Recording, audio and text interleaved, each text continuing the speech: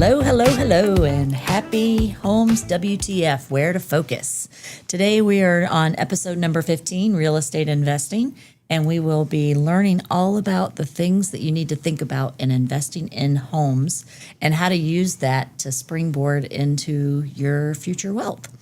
First, though, I want to talk about something that is maybe a controversial issue depending on how you feel about your kids doing chores, but let's talk about money with our kids and the value of money and how to earn that money and what we're doing, not just to earn money, but also as part of our family. So, for instance, am I paying my kids to do the normal things that they need to be doing, like picking up their dirty clothes? Am I paying them to do things that are extra, like, hey, make sure you clean that bathroom with chemicals and actually do stuff to be cleaning and not really just picking up? So there's a value that you need to teach them, and we can start by doing that with chores. And Nat, you've got little ones, so you probably have some thoughts on what you are valuing money-wise versus not. But I would say that if we can start the conversation with kids at a very young age on how to value money, how to earn it, and how to save it, then we can start instilling in them things that we may not have been taught ourselves when we were little.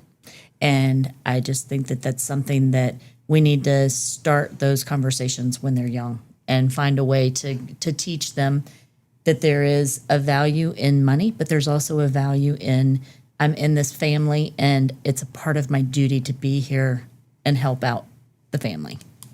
So that's my little bit for the day. So we're going to talk today to Nat, who is someone who has a lot of experience, a lot of knowledge in the real estate field, and I would venture to say a lot of opinions on the right and wrong way to invest in property.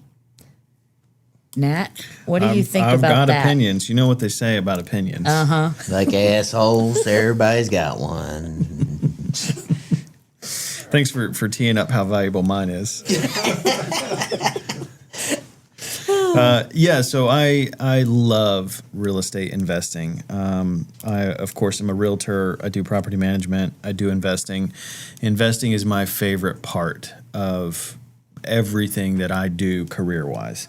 It is the thing that I just geek out about, love, and enjoy. So I literally can talk about this forever, but we're going to try to keep in our, roughly 20-25 minute podcast today and just kind of do a high level overview of 101, like why invest in real estate.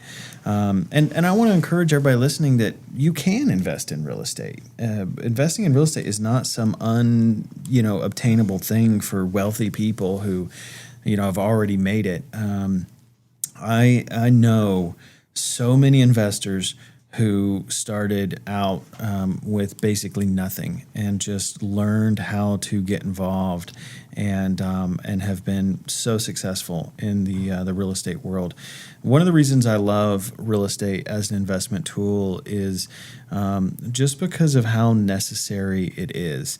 And investors, they're not just people out there making money, but they're providing a very important service. Investors, especially local, smaller investors, are the number one reason that we see homes come back from the brink of being bulldozed and providing some value into a neighborhood.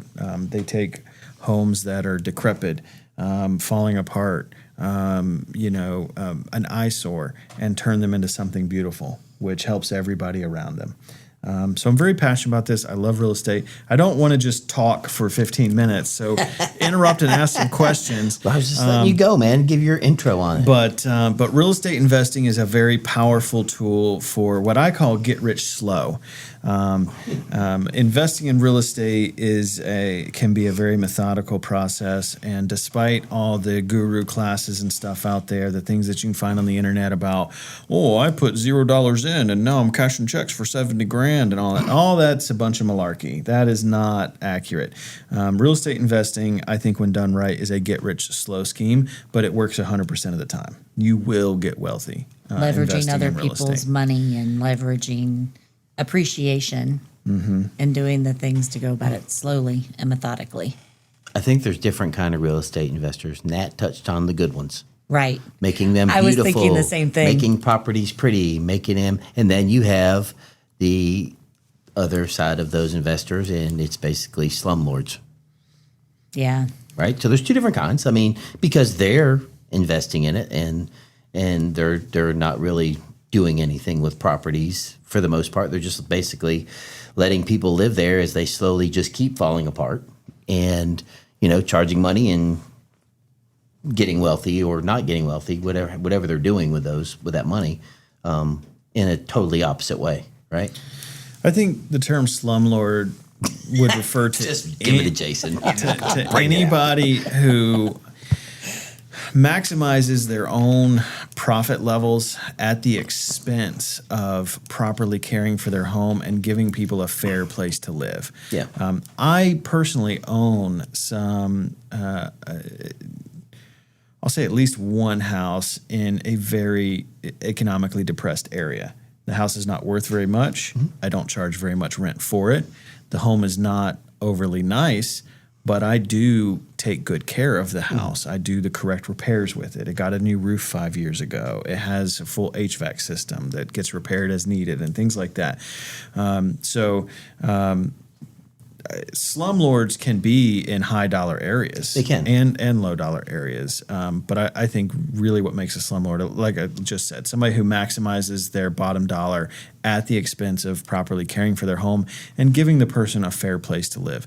Some people need affordable housing. And I can't give you affordable housing with, granite and 5 bedrooms and, all the latest finishes. There has to be some compromise. Right. But I want you to live in a safe, nice home where everything works the way it's supposed to be and you don't have to worry about anything working in your home. How do As you it should feel be. about doing an investment on a single family versus a 2 to 4 unit? So it's all about diversification, right?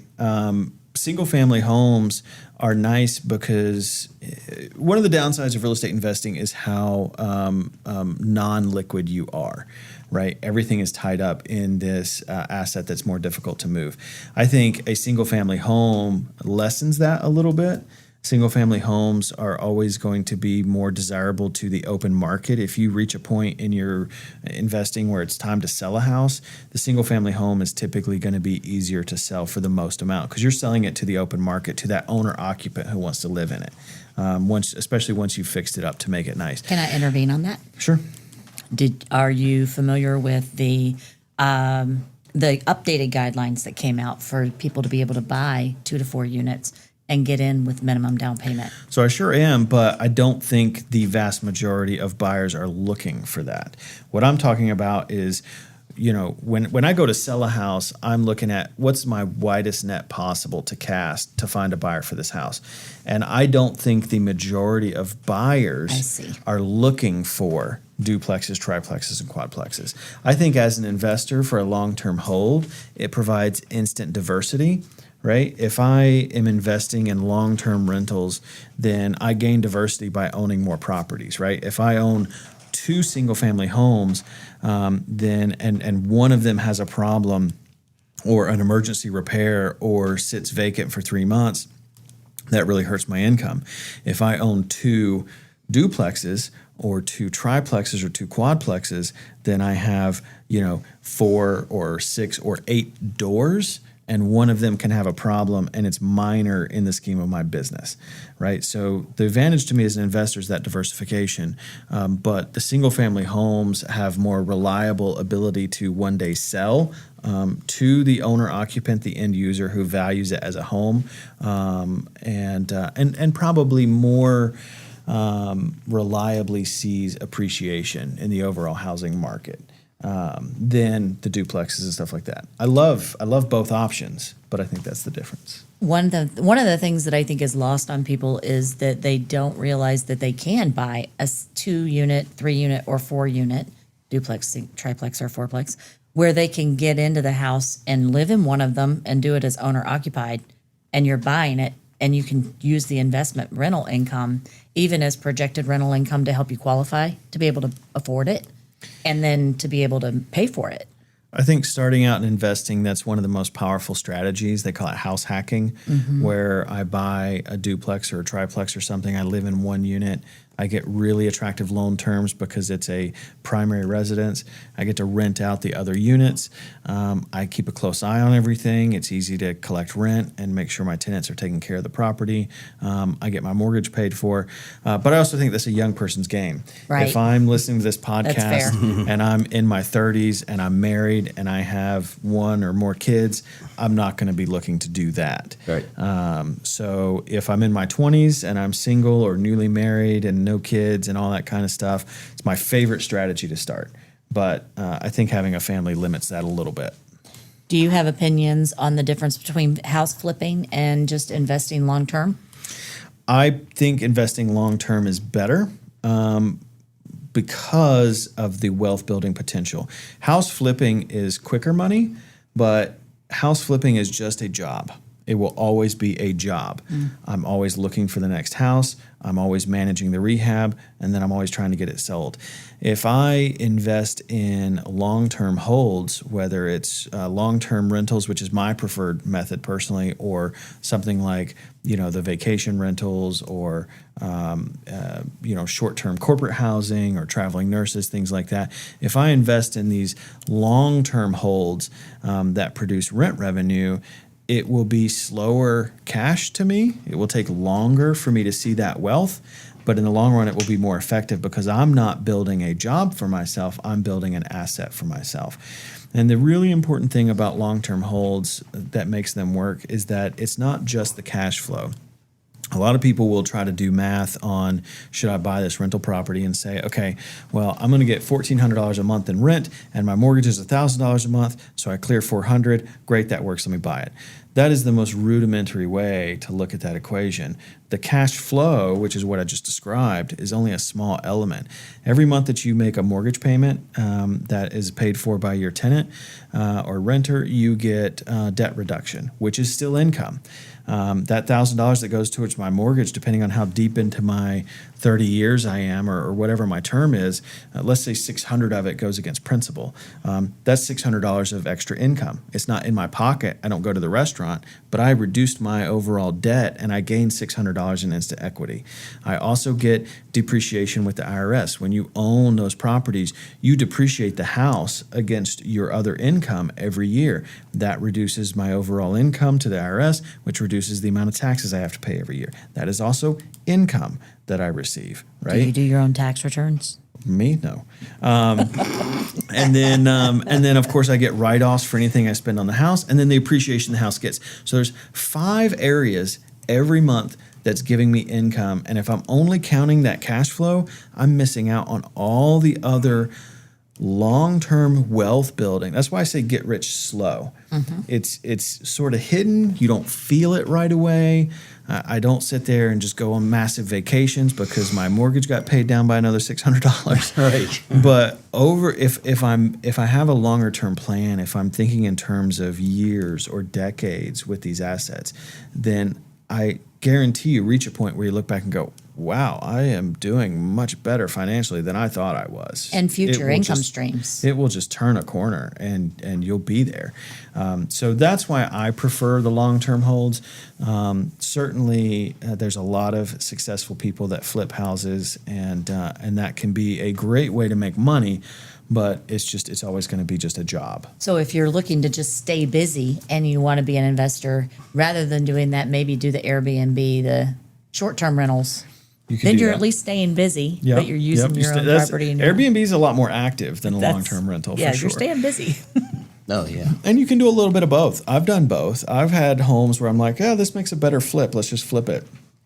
And oftentimes the flips can help fund the ones that you hold and keep for a long time. Are there any specific things that come to mind for you that are common things that you overlook when you're buying an investment property, something that would be a financial oversight? I didn't think about that. Now it's costing me. I shouldn't have done it that way. I mean, that list can be so long. I think the most important thing, just in terms of trying to keep in mind the time frame that we have for our podcast, is that you 100% win or lose real estate investing at the time you purchase a property. That's it. You have either won or lost right then and there. If you buy correctly, so many things can go wrong and you can still get out ahead. It's important to buy a house that has a lot of room in it, to buy really well, to make very good purchases. And a lot of that does come down to your question of how do I evaluate what I buy? What do I look for? You want to look for those most expensive things that can go wrong. Does the house have a good foundation? Is the plumbing relatively updated? Is the electrical relatively updated? Am I walking through a house and I find the electrical panel and it's still a fuse box instead of a breaker box? That's going to be really expensive, and it might be way more expensive than you think. Does it have aluminum wire instead of copper? I was just thinking that. Right? That's something that we run into sometimes. Do I have polybutylene pipes? Right? Is my siding masonite? Right? There's all these things that you can look for. I think it's important to have a good general understanding of how homes work to be an investor. And if you're trying to start investing and you don't have that, partner with somebody. Partner with either a real estate agent who is extremely good at what they do, or better yet, find a home inspector who will inspect off-market homes for you before you purchase them. You have to pay for that inspection, but I guarantee you that inspector will save you money in the long run if he catches something that helps you walk away from a deal. And don't get emotionally attached to any house. Be ready to walk away. Don't put yourself in a position. I have seen investors over the years who get so aggressive and build a model over volume. I need to flip 15 houses a year, and then they force themselves to buy bad deals. Never be in a position to buy a bad deal. Never put yourself in that place where it's a requirement for you to get a certain amount of volume just to keep living, because eventually you're going to make bad deals, and those deals are going to hurt you. You win or lose at the time of purchase. On your long-term investment properties that you're buying, are you able to, or do you purchase a warranty to help you incur with some of the costs that may come up, like an HVAC going out? Or is it worth doing that in that property, or is it just money that's not well spent?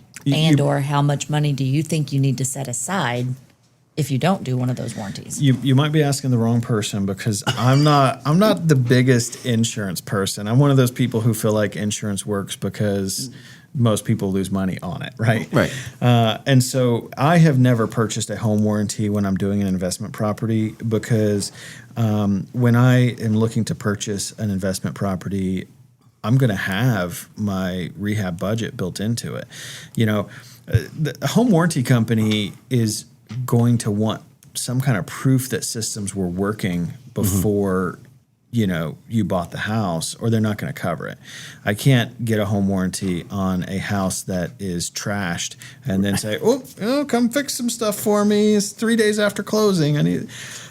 So traditionally what you're going to be doing is you're going to be buying a house, and you're going to, before you close on it, you're going to have a budget laid out that says, okay, I need a new HVAC, and that's X dollars, and I'm going to need this and that and this. And you just have to make it all part of the deal. Just part of the deal. Right. I talk about you win or lose at the time of purchase. One of the things you have to establish before you purchase a house is, what is the ARV of that house, the after repair value? Whether I'm keeping it as a long-term rental or flipping it, everything will come back to that number, accurately determining what the value of the house is after I'm done fixing it up. Because either I'm going to flip it and I need it to support that value so I can sell the house, or I'm going to likely refinance out of my initial purchase and rehab to recover those costs, most likely into what's called a DSCR loan, debt service coverage ratio, which Rhonda will know a lot about. And so in either case, the ARV has to be there, and then I work everything backwards from there.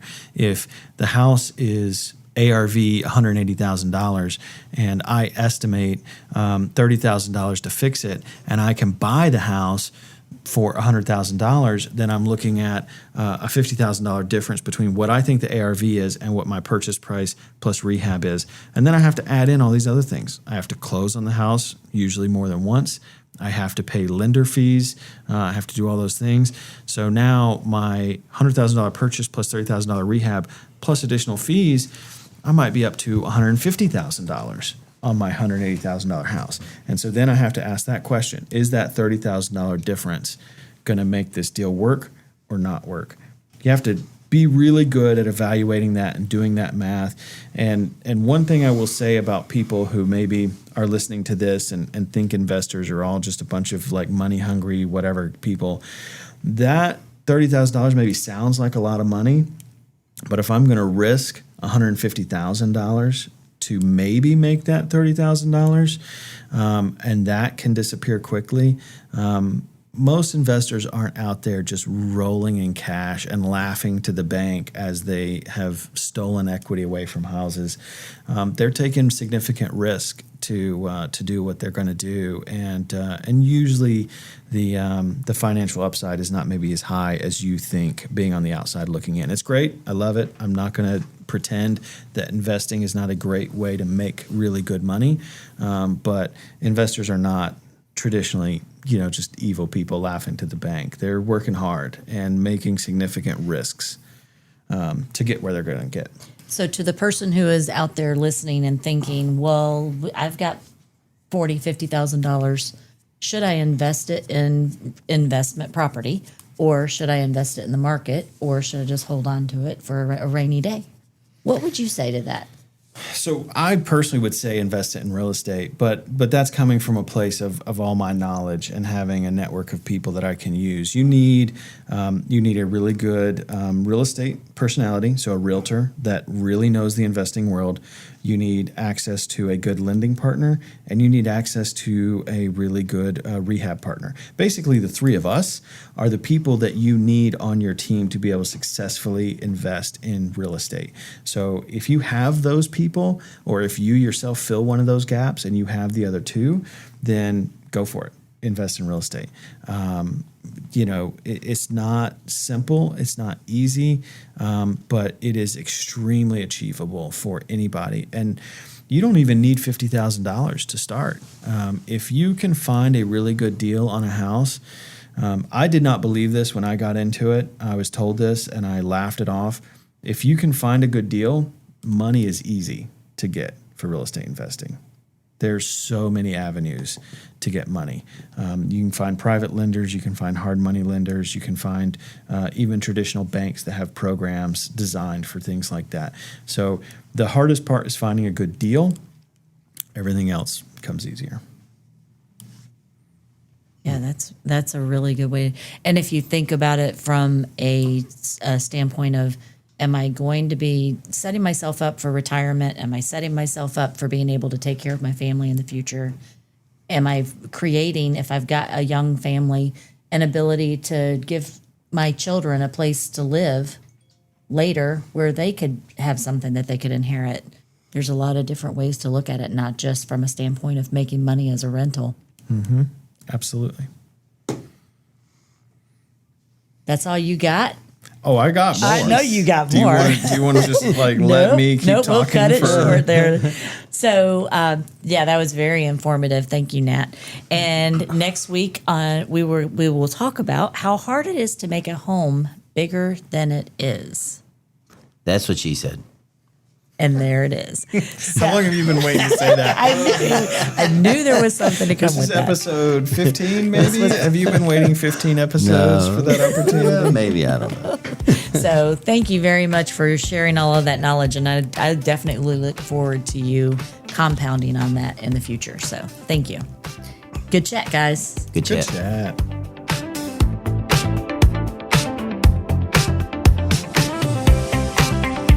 You have been listening to Holmes WTF Podcast. Holmes WTF Podcast is produced by Tim Beeman for Such and Such Media. The views and opinions stated on this podcast are solely those of the contributors and not necessarily those of our hosting or distribution companies. This podcast is copyrighted and cannot be used without express written consent of Such and Such Media.